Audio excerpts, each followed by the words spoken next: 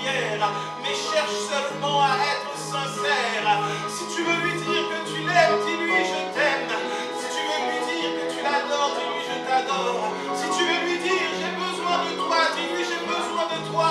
Mais que ce soit du plus profond de ton cœur ce matin. Si tu veux lui dire tu me manques, que tu puisses lui parler. Il est là maintenant, il n'est pas sourd, il entend. Si tu es fatigué, dis-lui je suis fatigué papa, j'ai seulement besoin de toi. Mais que ce soit la prière qui vienne du plus profond de toi, que ce soit un cœur sincère qui se lève maintenant devant le trône de majesté, car le chemin qui mène au Père est le chemin de la vérité. On ne peut pas venir et cacher ses envies, cacher ce qu'il y a dans notre cœur devant le Père. Non, mais c'est dire, Seigneur, voici la situation, voici ma vie, maintenant je veux t'adorer, mais ma paix est cachée, alors je te la remets cette situation. Maintenant de tout notre être, nous voulons te prier, nous voulons être sincères devant toi, déposer tout à tes pieds, te dire Seigneur ce qu'il y a dans nos cœurs. Père, je t'aime, je t'aime, oh je t'aime, oh oui je t'aime, oh mon sauveur je t'aime mon Jésus, oui je t'aime, oh oui je t'aime mon Jésus, oui je t'aime, oui je t'aime, oh, oui je t'aime, oh oui je t'aime, oh Jésus. La prière qui vient du plus profond de notre être, la prière qui vient de ton cœur, maintenant c'est un cœur à cœur, celle qui vient de ton cœur, maintenant. Voici nos cœurs, voici nos cœurs, voici nos cœurs, Jésus. Maintenant,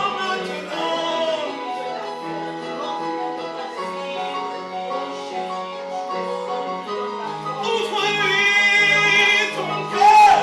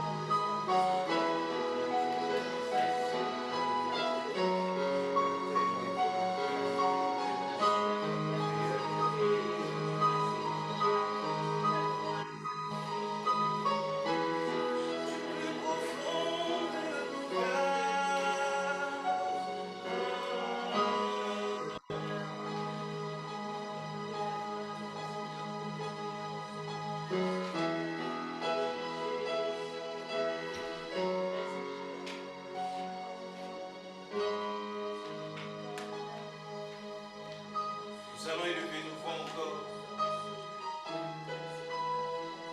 et nous allons prier pour tous nos ennemis. C'est une prière puissante qui devrait être dans notre quotidien. Voilà pourquoi Jésus, quand il donnait l'exemple du Notre Père, disait « Pardonne-nous comme nous aussi nous pardonnons ». Il voulait nous faire comprendre que nous devions constamment prier pour nos ennemis.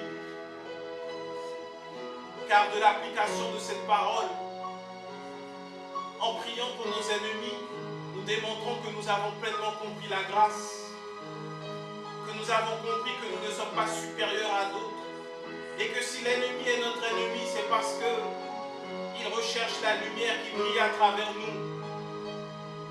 comme les insectes sont attirés par la lumière, que les ténèbres soient attirées par la lumière, c'est normal.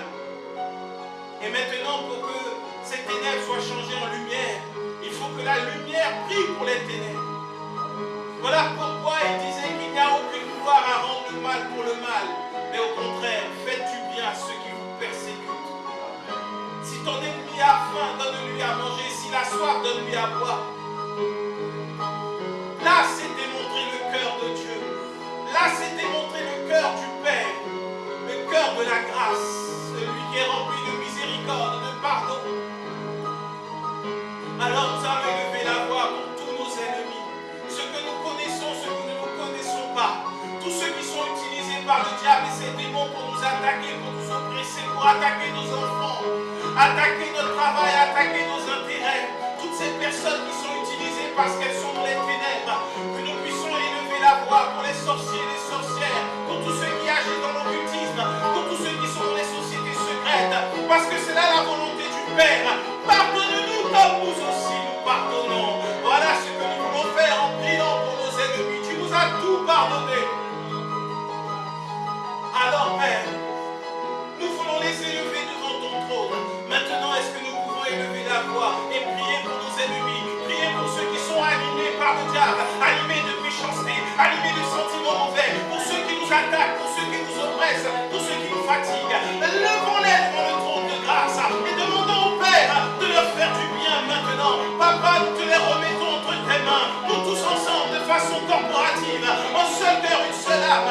Nous te demandons, étends ta main sur nos ennemis, Père. Nous te demandons de les soutenir, parce que lorsqu'ils nous attaquent, ils ne réalisent pas qu'ils s'attaquent à la victoire de la croix et qu'il y a des conséquences terribles pour eux et pour ceux qui sont avec eux. Alors Père, nous te demandons de les soutenir, de garder leur vie, ne leur impute pas ce péché, oh Dieu. Non Père, mais qu'ils puissent rencontrer ton admirable lumière, tout comme Paul t'a rencontré, tout comme ceux qui étaient ennemis de Dieu t'ont rencontré, tout comme nous t'avons rencontré. Nous les remettons entre tes mains maintenant. Nous te remettons, Seigneur, leur vie, leurs enfants, leur foyer, Père. Nous te demandons d'étendre ta main de grâce et d'amour.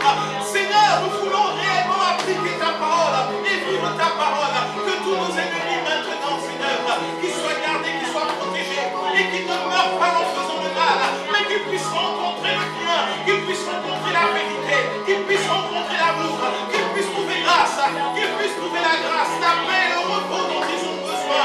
Nous en avons besoin, Seigneur. Nous te les remettons entre tes mains. Ce sont les premières âmes que nous voulons voir être gagnées à Jésus-Christ. Alors maintenant, nous les élevons devant ton trône. Préserve leurs enfants, préserve leur famille, préserve leur santé. Et que la lumière vienne, Seigneur. Que la lumière vienne dans leur foyer. Que la lumière vienne maintenant là où ils se trouvent. Et qu'ils puissent dire qu'ils étaient aveugles, mais que désormais ils voient. Qu'ils puissent dire qu'ils étaient cachés, perdus, mais que désormais ils ont trouvé le bon berger qui les a ramenés. Oh Père, voici tous nos ennemis devant ton trône. Nous les remettons entre tes mains. Nous les recommandons à ta grâce. Agis pour eux, Papa. Agis pour eux, Papa. Agis pour eux maintenant. Maintenant, révèle-toi à eux. Et nous réclamons leurs âmes. Nous réclamons ces âmes. Nous réclamons leurs âmes. Pour Jésus. Nous réclamons leurs âmes. Nous réclamons leurs âmes. Nous réclamons leurs âmes. Pour Jésus. Nous réclamons leurs âmes. Nous réclamons leurs âmes. Nous réclamons leurs âmes. Pour Jésus. Nous réclamons. Oh! Nous réclamons leurs âmes. Nous réclamons leurs âmes. Pour Jésus. Voilà notre prière. Maintenant, Seigneur, nous réclamons leurs âmes. Nous réclamons leurs âmes. Pour Jésus. Tous nos ennemis, nous réclamons leurs âmes. Nous réclamons leurs âmes. Pour Jésus. Nous réclamons leurs âmes, Seigneur. Nous réclamons leurs âmes pour ta gloire, Seigneur Jésus. Et qu'ils soient sauvés, Père. Nous réclamons ces âmes pour que Jésus-Christ soit glorifié. De même que Jésus est mort pour toute l'humanité, il est mort pour les méchants, il est mort pour nous, afin que nous soyons réconciliés avec toi. Alors nous te prions que la grâce, le pardon, la rédemption qui se trouve en toi soit leur partage. Nous réclamons leurs âmes, Seigneur. Envoie-les, envoie-les, et que nous puissions, Seigneur, les aimer comme tu nous as aimés. C'est là notre prière. Au nom de Jésus,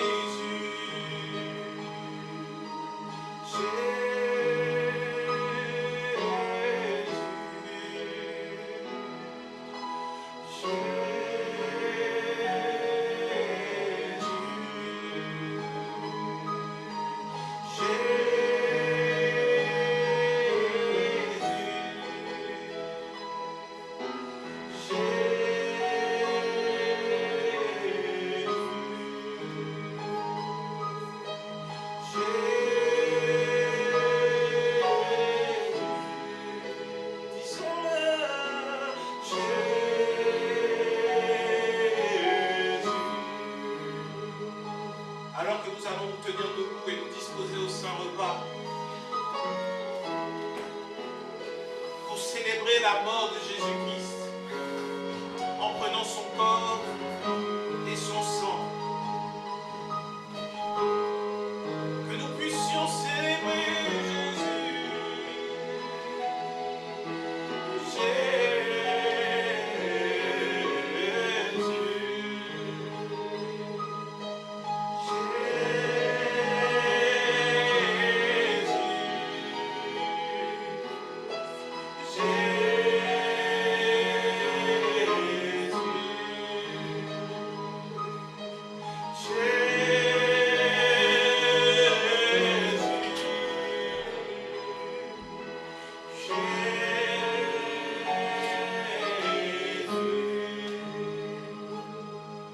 Ce matin, nous voulons considérer le sacrifice de Jésus à la croix. Nous voulons considérer sa mort pour nous, parce que sa mort est notre vie. Alors nous voulons maintenant, Seigneur, te rendre grâce pour le corps et le sang que tu nous donnes maintenant. Nous ne voulons pas nous mettre à cette table. Nous ne voulons pas y participer sans reconnaître que ce n'est que par grâce que nous y sommes conviés. Ce n'est pas parce que nous avons fait ce qui est bon, mais c'est parce que nous avons cru en celui qui a fait ce qui est bon. C'est parce que nous croyons en celui qui a tout accompli. C'est parce que nous croyons que c'est Jésus-Christ qui est la source de la vie et que son corps est réellement un pain, le pain de vie, et que son sang est un breuvage, et que celui qui ne mange et qui ne boit son sang n'a pas la vie en lui. Parce que tu nous as promis la vie éternelle, que tu nous as donné le Saint-Esprit comme étant les arts de ce que tu nous as promis, Père. Alors maintenant, nous voulons te dire merci pour cette sainte table. Tu dresses une table en face de nos adversaires, afin que, Seigneur, tous ces adversaires voient et se rappellent de leur défaite. Parce que lorsque nous prenons ton corps et que nous buvons ton sang, nous rappelons que tu es mort à la croix. Ce qui veut dire que nous rappelons à l'ennemi le jour de sa défaite. Ce jour où à la croix tu as dit tout est accompli. C'est ce jour où nous avons eu la victoire, le pardon. Seigneur, nous voulons maintenant présenter ce pain qui représente le corps du Seigneur Jésus. Et nous voulons déclarer que par les meurtrissures de Christ, nous sommes guéris. Nous sommes guéris par les meurtrissures de Christ. Nous ne sommes pas guéris par le médecin ni par la médecine moderne, mais par les meurtrissures de Christ. Voilà pourquoi maintenant nous voulons prendre ton corps par la foi. Prenons ensemble maintenant le corps du Seigneur Jésus.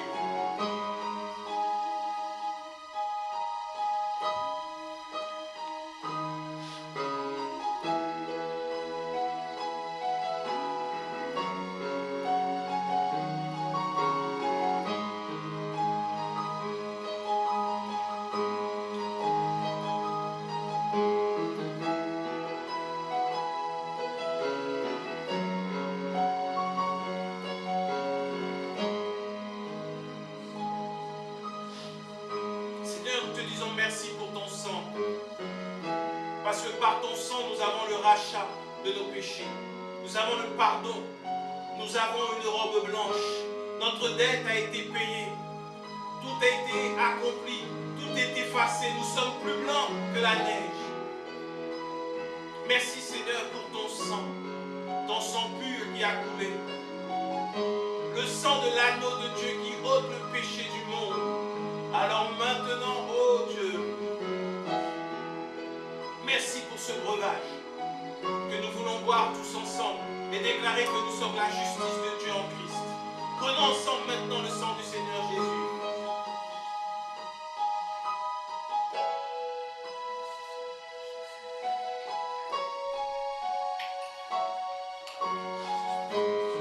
Seigneur, merci pour ton corps et pour ton sang. Merci pour la vie et pour le pardon. Merci pour l'accomplissement de tes promesses. Merci pour qui tu es. Merci pour ce que tu fais. Nous te bénissons et nous te rendons grâce parce que, oh Dieu, tu es merveilleux. Tu nous as donné le Fils afin que le Fils meure et que nous soyons pardonnés, sauvés et que par l'Esprit désormais nous puissions marcher dans la vérité. Merci encore pour ce que tu fais, tendre Père. Nous t'avons ainsi prié dans le nom puissant et merveilleux de notre Seigneur Jésus-Christ. Et nous disons Amen, Amen, Amen et Amen. Amen. Amen.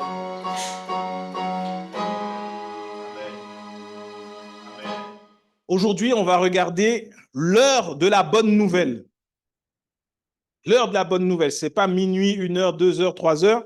C'est ce que le Seigneur me mettait à cœur. Donc, l'heure de la bonne nouvelle. On va regarder pour cela Ézéchiel chapitre 3, du verset 4 au verset 21. On va lire aujourd'hui, on va pas mal lire la parole. Le prophète Ézéchiel chapitre 3, du verset 4 au verset 21. Et comme on a dit, on est sur la deuxième catégorie de personnes que le Seigneur nous envoie chercher. Et en regardant, en préparant ce message, je me suis rendu compte, mais en fait, elle est vaste aussi, cette catégorie. Autant la catégorie de ceux qui ne connaissent pas est vaste, mais cette catégorie également est vaste. Elle est immense, elle est grande aussi. Et nous allons voir tous ceux qui, dans Ézéchiel 3, 4 à 21, on va voir tous ceux qui sont, cette catégorie, ce sont ceux qui ont connu l'Église et qui ont quitté l'Église. Ce que, avec de façon un peu péjorative, on appelle les rétrogrades. Ce n'est pas un terme, ce sont nos frères qu'on a perdus en route. Ce ne sont pas des rétrogrades. Ce sont ceux qui se sont approchés de Christ, mais qui n'ont pas pu tenir la main de Christ assez longtemps et il n'y a pas eu parfois assez de soutien pour qu'ils puissent rester accrochés à Jésus-Christ. Ou ceux qui se sont approchés de Christ et qui n'ont pas reçu le bon enseignement de Christ aussi. Il y a ceux-là, ceux qui ont connu Christ et pour une raison ou une autre sont partis. Et il y a ceux qui ont entendu parler de Christ, mais qui reçoivent un mauvais enseignement. Et Dieu nous envoie aussi vers eux. Et c'est ce que nous dit Ézéchiel. On va lire ensemble Ézéchiel 3, le verset 4 nous dit, il me dit, Fils de l'homme, va vers la maison d'Israël et dis-leur mes paroles, car ce n'est point vers un peuple ayant un langage obscur, une langue inintelligible que tu es envoyé, c'est à la maison d'Israël. Ce n'est point vers de nombreux peuples ayant un langage obscur, une langue inintelligible dont tu ne comprends pas les discours. Si je t'envoyais vers eux, ils t'écouteraient. Mais la maison d'Israël ne voudra pas t'écouter parce qu'elle ne veut pas m'écouter, car toute la maison d'Israël a le front dur et le cœur endurci. Voici, j'endurcirai ta face pour que tu l'opposes à leur face. J'endurcirai ton front pour que tu l'opposes à leur front. Je rendrai ton front comme un diamant, plus dur que le roc. Ne les crains pas, quoiqu'ils soient une famille de rebelles. Il me dit, Fils de l'homme, reçois dans ton cœur et écoute de tes oreilles toutes les paroles que je te dirai. Va vers les captifs, vers les enfants de ton peuple. Tu leur parleras et qu'ils écoutent ou qu'ils n'écoutent pas, tu leur diras, ainsi parle le Seigneur l'Éternel. Amen. On va faire une pause là. Là, Dieu parle au prophète Ézéchiel en son temps pour aller vers les enfants d'Israël, les prévenir, leur parler. Et aujourd'hui, ce que Dieu dit à Ézéchiel est valable pour nous. Parce qu'il parle de la maison d'Israël. Il parle de ceux qui ont reçu la promesse qui a été faite à Abraham.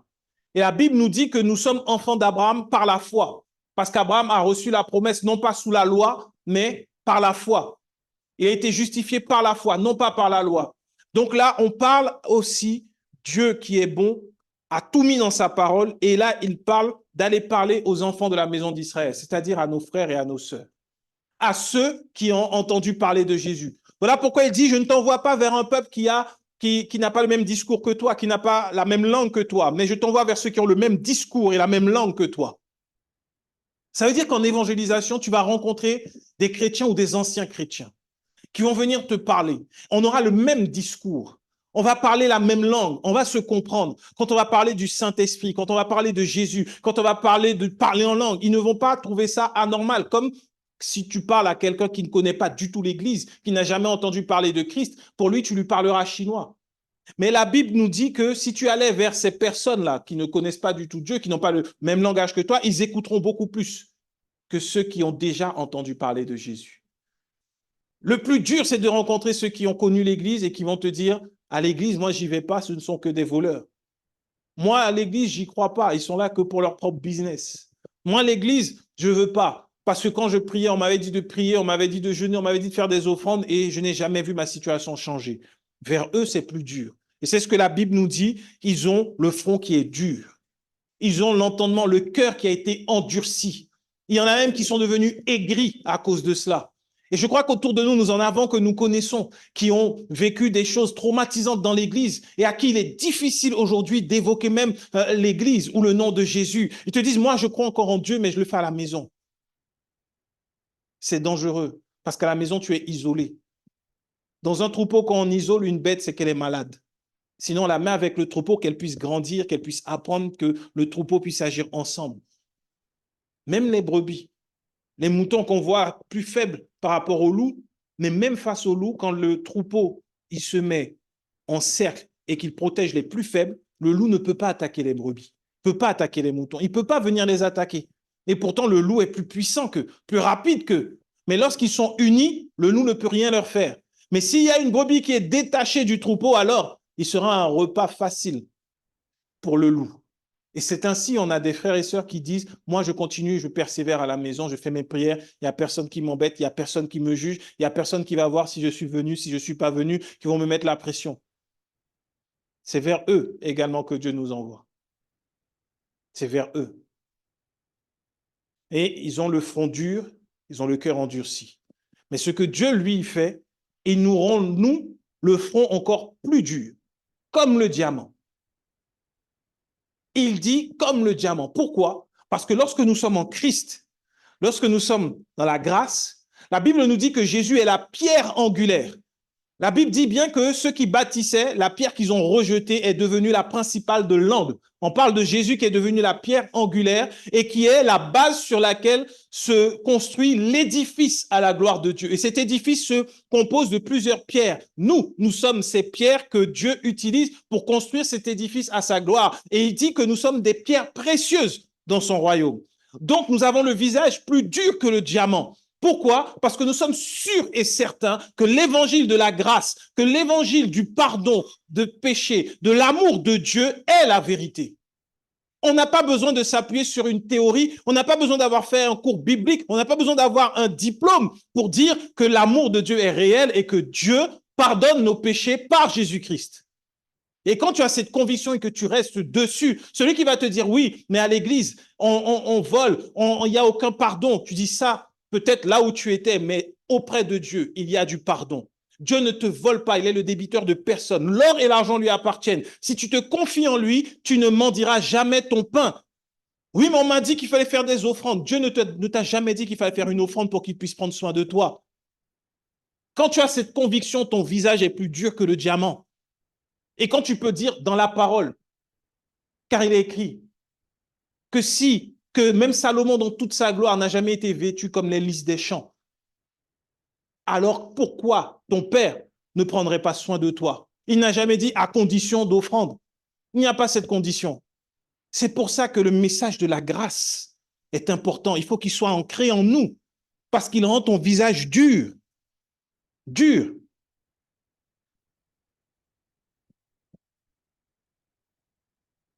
On va continuer au verset 16. Parce qu'après, Ézéchiel parle de ce qu'il a vécu, de ce qu'il a vu. Et au verset 16, voilà comment Dieu rend ton visage dur comme le diamant. Au bout de 7 jours, la parole de l'Éternel me fut adressée en ces mots. Fils de l'homme, je t'établis comme sentinelle sur la maison d'Israël.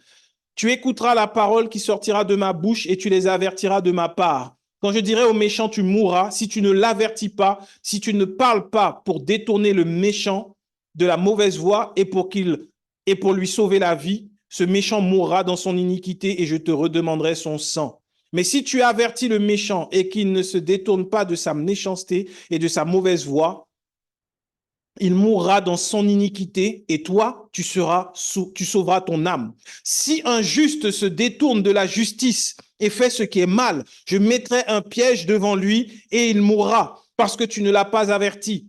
Il mourra dans son péché et on ne parlera plus de la justice qu'il a pratiquée et je te redemanderai son sang. Mais si tu avertis le juste de ne pas pécher et qu'il ne pêche pas, il vivra parce qu'il s'est laissé avertir et toi, tu sauveras ton âme.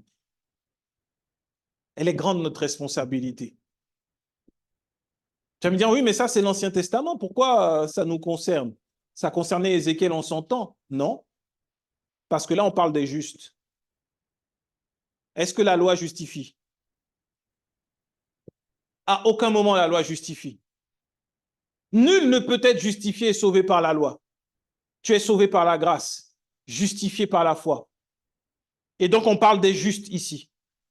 Donc, ça s'adresse bien à l'Église d'aujourd'hui. Les justes.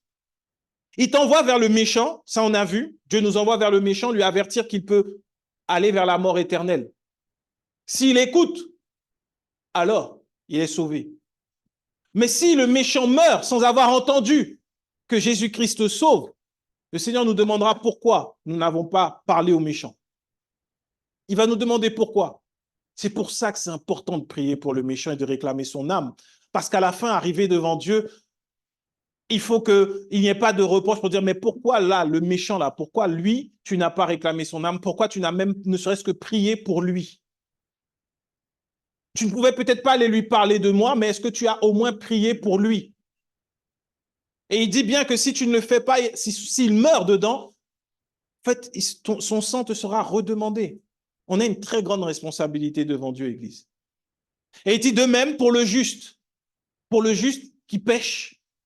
Si tu vas vers lui, que tu lui parles et qu'il sorte du péché, alors tu l'as sauvé. Et on voit encore dans la parole que l'amour couvre une multitude de péchés.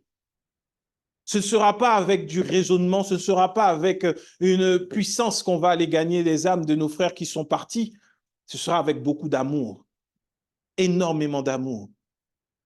On a vu ces situations, j'ai connu des sœurs, des jeunes sœurs qui étaient là dans l'église, qui ont grandi, on était là dans la jeunesse, on priait ensemble et qui pourtant au bout d'un moment ont quitté l'église parce qu'elles sont tombées enceintes, sans être mariées. J'ai vu le poids du regard de celui qui se fait juger.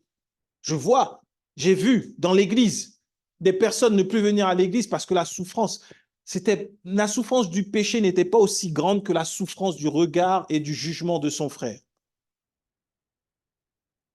Tant que tu es utile dans l'église, tu auras de l'amour et du respect. Mais le jour où tout le monde connaît ton péché, par rapport aux autres où on ne connaît pas encore leur péché, ce jour-là, tu deviens un paria et on a l'impression que tu sens mauvais dans l'église. Et ça entraîne des âmes à quitter l'église. Et Dieu nous redemandera des comptes pour ça. Nous avons une grande responsabilité. À celui qui est juste et qui pêche, Dieu nous dit d'aller le voir et de lui dire qu'il doit arrêter son péché. Mais dans la grâce, on a la révélation qu'on doit également l'aimer, parce que l'amour va couvrir une multitude de péchés. Ça veut dire que demain, dans l'église, il y a un frère qui pêche, une sœur qui pêche, qui tombe. Ça doit être la personne de qui on prend le plus soin. Ça ne doit pas être celui qu'on met à côté. J'ai vu et connu le fait de mettre des gens sur des bancs de discipline au fond de l'église et que tout le monde rentre et tout le monde les voit parce qu'ils ont péché. De l'humiliation cautionnée dans l'église. Tu vois un banc, c'est écrit banc de discipline. Et tu ne participes pas à la Sainte Seine, tu ne participes à aucune activité de l'église et tu dois être là tous les dimanches. Le jour où tu n'es pas là, on te convoque en réunion. Les hommes voulaient montrer leur sainteté. Mais, je le dis encore, pour avoir vu ça, tous ceux qui ont pratiqué ce genre de choses, l'Église n'a pas tenu. Division dans l'Église, et ensuite, ce que Dieu avait commencé à faire dans l'Église, c'est arrêté. Parce que ce n'est pas ce que Dieu demande. Et donc les hommes, pour ne plus perdre les âmes dans l'Église, commencent à faire ce qui correspond aux attentes en face des hommes. Et c'est de là qu'un autre évangile prend forme. Et c'est de là que c'est rentré le fait de chasser les démons, des choses comme ça. Je suis jeune, par la grâce de Dieu. Mais comme j'ai grandi dans l'Église, j'ai pu voir, j'ai observé. De mon regard d'enfant jusqu'à mon regard d'adulte, tous ceux qui ont agi avec un manque d'amour, il y a toujours eu une conséquence. Et j'ai pu voir aussi que le pécheur qui était condamné, mis de côté, quand il est resté accroché à Jésus-Christ, Dieu le relève d'une façon extraordinaire. Donc c'est pour ça. Demain, ça arrivera. Je ne me fais pas d'illusions. Nous ne sommes pas parfaits. Demain, il y a des personnes qui vont venir, qui vont commencer, qui vont tomber. Soyons comme avec les enfants. Quand un enfant a 1 an qui commence à marcher et qu'il tombe, on ne lui dit pas, ben, toi aussi, maintenant, tu es tombé, tu commences à marcher, tu vas aller dans le coin jusqu'à ce que tu comprennes qu'il faut marcher et ne jamais tomber. On ne fait pas ça. C'est complètement illogique. Pourquoi avec un frère, une sœur, on va le faire? Même quand notre enfant est adulte et qu'il est tombé, on va lui dire, est-ce que tu as pris des médicaments? Est-ce que tu as fait attention? On t'a déjà dit, roule moins vite, va moins vite, fais attention à toi. Mais on ne lui dit pas, bon, maintenant, à partir de maintenant, tu ne me parles plus pendant 1 mois jusqu'à ce que tu comprennes qu'il ne faut pas tomber. On ne le fait pas sur le plan naturel. Pourquoi sur le plan spirituel, là où il y a encore plus d'amour, on agit comme ça envers nos frères et sœurs? Il nous faut nous débarrasser de ce légalisme pour aller vers nos frères et sœurs avec amour, pour ne pas les perdre. Parce que sinon, ce sang-là nous sera redemandé à la fin. On ne parle pas, la Bible parle des enfants d'Israël, donc on parle de ceux qui ont reçu Jésus-Christ par la foi. On parle du juste. On parle de celui qui est passé par les eaux du baptême, qui a dit oui, je donne ma vie à Jésus. On ne parle pas de celui qui a décidé de jouer. On parle de frères. Ce sont nos frères. Ce ne sont pas juste des frères et sœurs qui dans l'église, j'ai connu un frère, il était diacre, il était pasteur, il était prophète, et puis il est tombé, et puis après il est retourné dans le monde. Et on dit, franchement, les gens ne tiennent pas dans la foi. C'est pas bon, mais c'est une folie. Au contraire, l'église doit se battre pour ne pas perdre un des siens. C'est notre famille, ce sont nos frères et sœurs, on a le même sang. Le sang de Jésus, c'est celui du pardon. La Bible nous dit que nous sommes justifiés par le sang de Jésus. Nous ne sommes plus nés de la chair et du sang. Donc, tous ceux qui sont ici, nous croyons en Jésus-Christ, nous sommes frères et sœurs et nous partageons le même sang. C'est une erreur que de dire, bon, je parle de mon frère dans le sang. Pour faire comprendre, c'est le même père, même mère. Mais aujourd'hui, en Christ, on parle de notre frère. J'ai mon frère, j'ai ma sœur qui sont là. Nous avons le même père. Nous partageons le même sang. D'ailleurs, nous buvons ce sang tous les dimanches ensemble. Donc, on ne peut pas faire de différence pour dire mon frère, ma sœur. Souvent, on dit dans l'église, quand on dit, ah oui, non, mais ça, c'est un frère en Christ. Ça met une distance. Non, lui, c'est mon frère. On a le même père, la même mère. Quelle est la distance? Pour être franc, les liens en Christ, normalement, devraient être plus forts que les liens avec le sang naturel. Parce que nous ne sommes plus nés de la chair et du sang. Nous sommes nés de Dieu. Si on était conscient qu'on était une seule et même famille, on protégerait nos frères et sœurs dans la famille. On protégerait notre famille. Parce que naturellement, on le fait. Il n'y a personne qui sort. Ça arrive. On a pu le voir récemment. Il y a des gens qui se battent pour un héritage. Ça va devant les médias. Bon, ça arrive. Mais on se dit, c'est choquant. On se dit que c'est choquant. Les gens se battent pour un héritage, ils sont de la même famille. Ça fait de la peine. Alors nous sommes en Christ. On ne peut pas faire comme le monde. Au contraire, on doit être unis. Un seul et même sang coule dans nos veines. On va aller vers nos frères et nos sœurs qui sont là, mais qui sont seuls, égarés, perdus dans le monde, alors que le bon berger a donné sa vie pour eux. Le cœur du Père ne peut pas être en joie pour nous, alors que les autres, ses enfants, sont dehors. Est-ce que tu te rappelles de la parabole de ce fils prodigue qui est parti? L'attitude du Père. C'est l'attitude de Dieu que Jésus décrit. Il n'est pas en train de décrire l'attitude d'un pasteur. Non, un pasteur n'a pas cette attitude-là vers quelqu'un qui est perdu, qui part. Il parle de Dieu lui-même. Et le Père, il l'a laissé. Dieu est tellement bon qu'il ne te force pas à le suivre. Dieu ne force pas à l'écouter. Dieu ne te force pas. Il te prouve son amour. Il te dit, moi, je t'aime. J'ai donné Jésus. Et quand tu reçois Jésus, tu reçois le Saint-Esprit comme gage de ce que Jésus a dit est la vérité. C'est un Père qui aime. Et donc, tous nos frères et sœurs qui sont perdus dans le monde, qui sont retournés dans les ténèbres, tout cela, le Père, il est là et il regarde tous les jours parce qu'il voit tout le monde. Et son cœur saigne parce que ses enfants sont loin et que ceux qui étaient censés aller les chercher sont restés également à la maison, comme le frère, pour dire « Ah, mais tu m'as jamais donné même un veau gras, un agneau gras pour pouvoir fêter avec mes amis. » Ça, c'est l'attitude des chrétiens comme ça. Ah oui, bon, pourquoi aller le chercher lui? Moi, je suis là dans l'église et je sers, donc c'est normal que je puisse monter. Et puis, il y a un autre qui est arrivé, il ne monte pas. C'est cette attitude-là, celle du grand frère. Ce que nous voulons, c'est avoir ce cœur du Père là. Tous les jours, regarder. Mais mon frère qui est allé à l'église, pourquoi je ne le vois plus? On doit s'inquiéter. Mais pourquoi il a quitté? Pourquoi j'ai l'impression qu'il est retourné dans le monde? On doit se battre pour eux, on doit prier pour eux. On verra également comment prier pour eux, mais c'est important de réaliser ça. Il y a une responsabilité qui est attachée à notre salut. Ce n'est pas de combattre le diable et les démons, mais c'est de garder la famille dans laquelle nous sommes. Aime ton prochain comme toi-même. Si demain, toi, tu viens à tomber et avoir du mal à venir à l'église, je pense que ce que tu veux, ce que tu attends, c'est que ton prochain vienne et ne te juge pas et te dise « Reviens avec nous. Reviens avec nous. On t'aime. » Tout simplement. Pas de leçon de morale. Vous savez, quand quelqu'un est tombé dans le péché, il se juge assez sévèrement. Celui qui ne se juge pas, il continue de pécher. Celui qui est tombé dans le péché, à plus forte raison quand c'est connu de tous, tu te flagelles tout seul. Ce que tu veux entendre, c'est juste que Dieu t'aime. Je t'aime, je ne te juge pas. Peu importe ce que tu as fait, tu restes mon frère.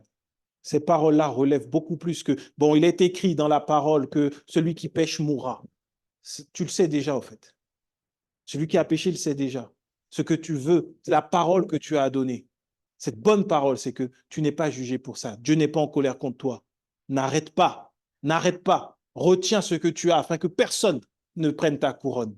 Et quand tu regardes Ézéchiel, au début du livre d'Ézéchiel, tu vois qu'Ézéchiel, Dieu lui dit de manger le rouleau, la parole, et que le rouleau était doux à son palais, comme du miel. C'est cette parole.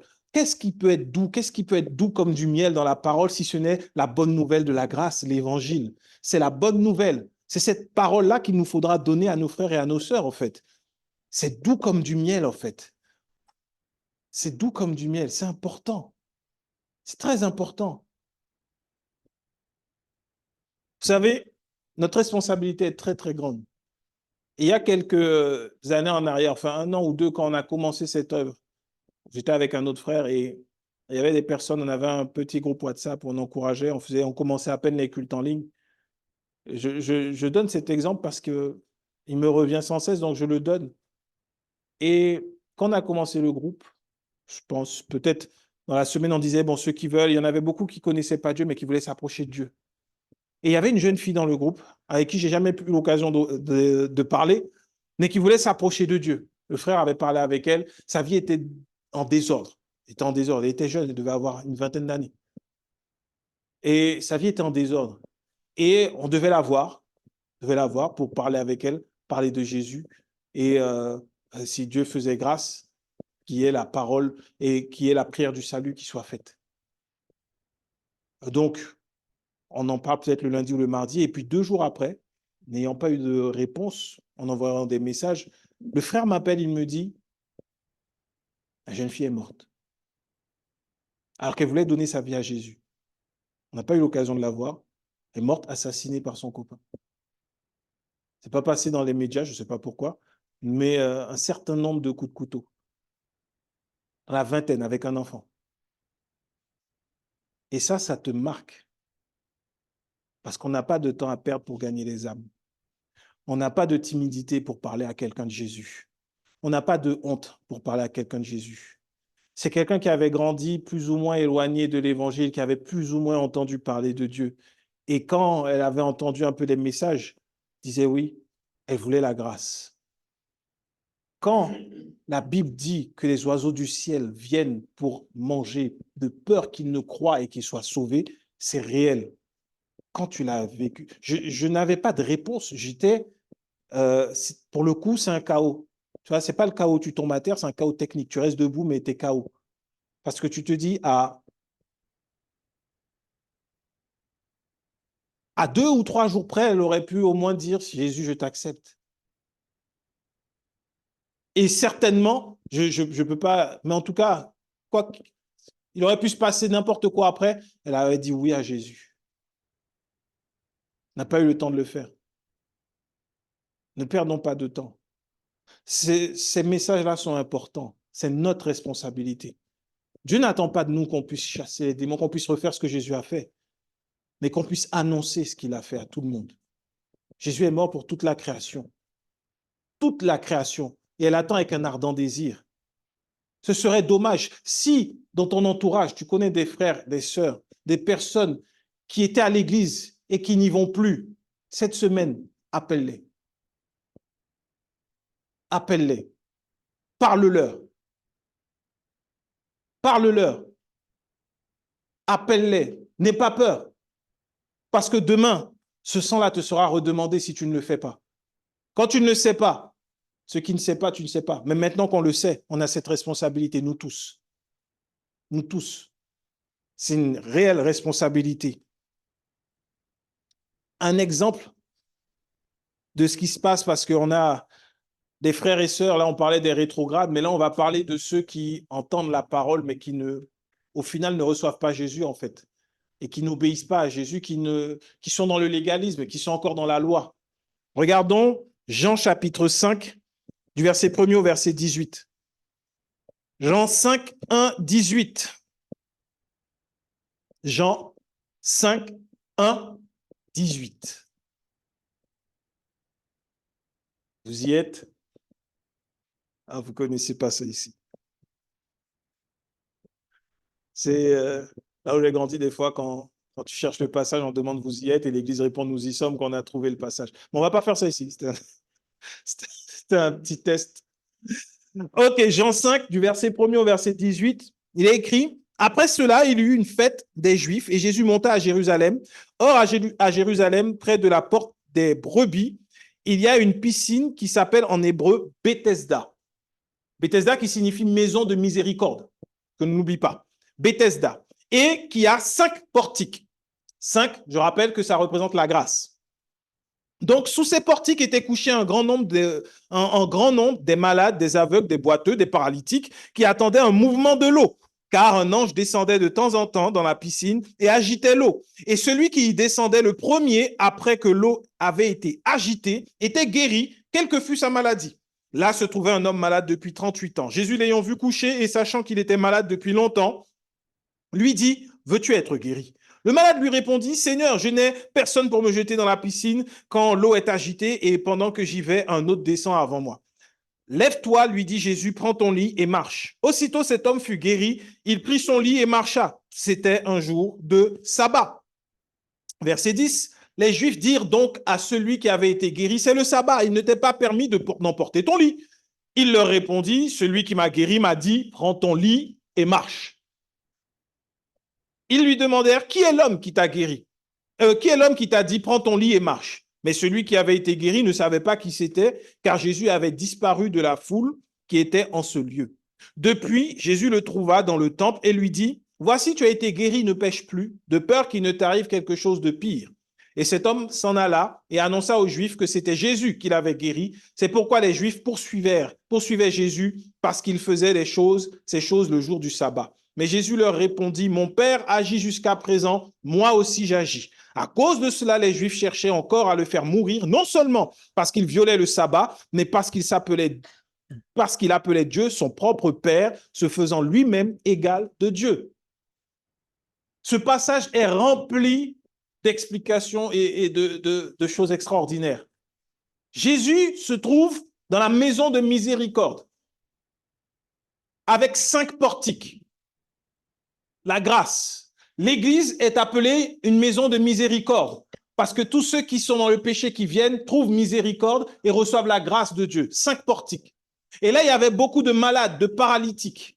Cette Église-là, qui est décrite quelque part, est une Église où Christ n'est pas annoncé. C'est une Église qui est encore dans le système de la loi, bien que la grâce est la porte d'accès. Ça veut dire qu'il y a des frères et sœurs qui entendent parler de Jésus et qui disent « je veux la grâce, je veux la miséricorde », mais quand ils rentrent dans l'église, il faut attendre le mouvement d'un ange pour que quelqu'un soit guéri. Il faut attendre qu'il y ait un oint qui puisse être saisi et qui puisse dire maintenant sois guéri. Et tout le monde n'est pas guéri. C'est ce que l'on voit dans certaines églises. On compte sur l'homme de Dieu qui est dans l'église. On ne compte plus sur Jésus-Christ lui-même. Au point où un homme malade depuis 38 ans rencontre Jésus lui-même, il est incapable de répondre à Jésus. Oui, je veux être guéri quand Jésus vient lui demander s'il est guéri. Il donne des explications. C'est ce qui se passe avec des frères et sœurs qui sont à l'église, une église légaliste. Ils sont là, assidus. Il était là depuis 38 ans dans cette église. Assidu, il faisait tout ce qu'il avait à faire, sauf qu'au moment où l'onction se manifestait, il n'était pas là. Parce qu'il était en service. Il était en service. Malade, mais il passait à côté à chaque fois. À chaque fois. Et quand Jésus vient à sa rencontre, parce que parfois tu peux être dans une église légaliste, mais Jésus vient à ta rencontre et tu ne sais pas, et tu ne peux pas le reconnaître parce que tu n'es pas habitué à sa parole. Et quand Jésus lui demande, est-ce que tu veux être guéri? Il dit, Seigneur, tu vois, à chaque fois, je veux le faire et il n'y a personne qui vient pour m'aider. Donc, quand j'arrive, il y en a un autre plus vaillant, tu vois, et qui va dans l'eau et qui ressort guéri. Ça, c'est la prière de celui qui est dans une église légaliste. Comment tu reconnais cette prière? C'est celui qui va venir, oh Dieu, ça fait 20 ans que je jeûne tous les vendredis. Après, je donne mes dîmes et mes offrandes, je suis fidèle, je suis régulier. Ça fait 15 ans que je t'ai demandé une maison, mais il n'y a personne dans l'église à qui tu as pu donner la réponse pour moi. Je vais voir les prophètes, je vais voir les apôtres, je vais voir les disciples, je vais voir tout le monde. Je n'ai jamais la réponse. Oh Dieu, quand est-ce que tu vas m'aider? Entends ma prière, s'il te plaît. Oh, je t'en supplie, fais-moi grâce. C'est le légaliste dans l'église. Il met en avant ses œuvres. Malade depuis 38 ans. Et c'est ce qu'on rencontre parfois dans l'église. Personne là, fidèle à l'église, tous les jours, à l'heure, mais toujours dans la même situation. Parce que Christ n'est pas dans l'église. La porte d'accès, c'est le nom de Jésus, mais ce qui se manifeste dans l'église, c'est la loi, et non pas Jésus. Parce qu'ils attendaient le mouvement de l'eau. Et Jésus va venir et va lui dire, il ne va pas chercher à répondre, parce qu'il ne pourra pas se justifier devant Jésus. Jésus lui dit, prends ton lit, lève-toi et marche. Et Jésus le fait un jour de sabbat. Pourquoi un jour de sabbat? Pour dire que je suis supérieur à la loi. Avec moi, tu n'as pas à attendre le mouvement d'une onction. Avec moi, tu n'as pas à te soumettre à la loi. Avec moi, c'est ma parole qui compte. Sur ma parole, quand tu te lèves, quand je parle, alors tu vas voir que quelque chose va se faire parce que tu vas agir par la foi. Parce que la foi vient de ce que l'on entend vient de la parole de Christ. Et c'est comme ça que cet homme a été guéri, parce qu'il a rencontré la foi, étant dans une église où Christ n'était pas là.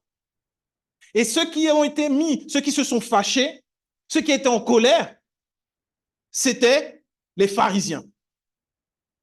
C'est bizarre.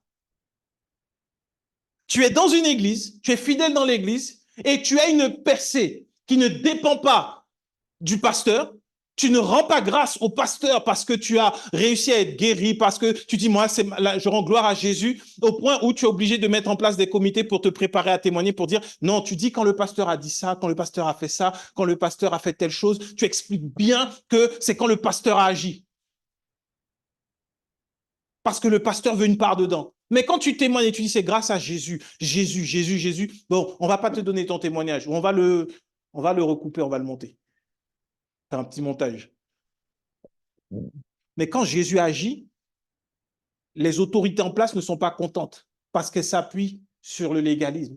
Il n'est pas permis de prendre ton lit un jour de sabbat. Oui, mais tu vois pas, ça fait 38 ans qu'il était couché sur ce même lit, quel que soit le moment, il n'était pas guéri. Ça ne te dérange pas. Tu ne peux pas dire « Waouh, gloire à Dieu !» Non. C'est ça la loi. Tu es guéri, mais on te dit non, tu ne peux pas prendre ton lit le jour. Mais en fait, tu sais, je ne marchais pas avant. Non, juste entre nous. J'étais malade. Tu te rappelles? J'étais le gars là que personne ne voulait mettre dans la piscine d'ailleurs. Tu te rappelles de ça? Tu vois, non, tu ne peux pas prendre ton lit. Les pharisiens. Alors si tu dis, par la grâce de Dieu, j'ai trouvé une maison, Dieu m'a fait grâce et tout. Est-ce que c'est le pasteur? Non, ce n'est pas le pasteur, c'est Dieu.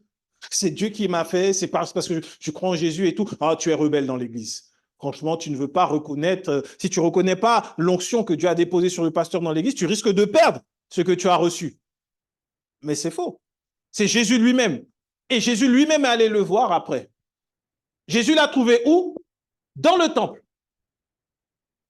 C'est-à-dire, il a quitté l'endroit qui était appelé maison de miséricorde.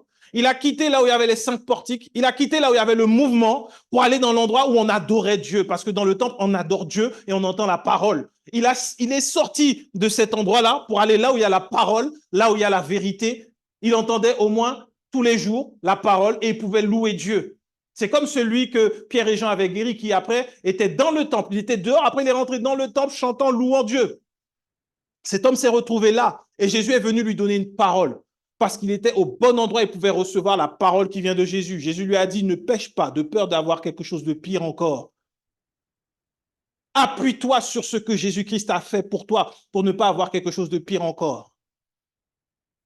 Beaucoup trop se retrouvent à Bethesda sans profiter de Bethesda, sans avoir la grâce. Beaucoup trop disent, oui, moi je crois en Jésus, mais sont soumis à l'Église et à l'ordre établi dans l'Église et à la loi, plutôt qu'à Jésus-Christ.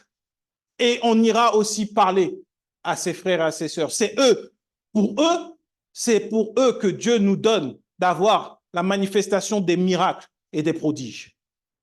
Comme Jésus l'a fait. Parce que là, il n'y a pas de discussion possible encore. Veux-tu être guéri? Alors, lorsqu'on va rencontrer des frères et des sœurs qui sont légalistes et qui ont une maladie, qui sont là depuis 20, 30, 15, 10 ans, tu leur diras, d'accord, dans ce que tu dis, mais là, le Seigneur te donnera le discernement, tu verras, mais là, je crois, tu souffres de quelque chose. Maintenant, je prie pour toi, au nom de Jésus, sois guéri. Et là, il dira, son Dieu, son Jésus est réel. C'est pour ça les signes, les miracles et les prodiges. Et jamais pour se glorifier. Jésus-Christ n'a pris aucune gloire dedans quand tu regardes bien. La gloire était au Père. Après, il va justifier en disant, je ne fais que ce que je vois le Père faire. Et les pharisiens étaient fâchés contre Jésus, voulaient le tuer, parce qu'il disait qu'il était fils de Dieu. Parce qu'il appelait Dieu son Père. C'est tout. Il appelait Dieu son Père. Personne d'autre. Donc, quand toi, tu viens, et si on te demande, oui, mais c'est qui ton pasteur? Tu es fils spirituel de qui? Tu dis, moi, c'est Dieu, mon Père. Il y en a beaucoup qui seront fâchés avec toi. Il y en a beaucoup qui ne seront pas contents. Tu restes dessus. Moi, Dieu est mon Père. Jésus-Christ lui-même en a voulu le tuer parce qu'il disait mon Père, en parlant de Dieu. S'il avait dit les pharisiens, à un moment, moi, je suis le fils spirituel de Gamaliel. Les pharisiens ont dit, bon, c'est pas grave. Mais là, on parlait de Dieu Père. Donc, il est important pour nous de considérer toutes ces choses. J'ai encore 2 passages à voir, mais on le fera la semaine prochaine par la grâce de Dieu. On va continuer parce que c'est important. Il y a déjà eu beaucoup pour aujourd'hui qu'on va assimiler un peu. La semaine prochaine, on va continuer et on va voir des choses toujours sur le même thème. On va voir des choses très importantes parce que on doit aller gagner ces âmes. On doit aller les gagner. On doit les gagner. Les filets doivent être larges et étendus pour prendre tous ceux qui sont éloignés. Amen.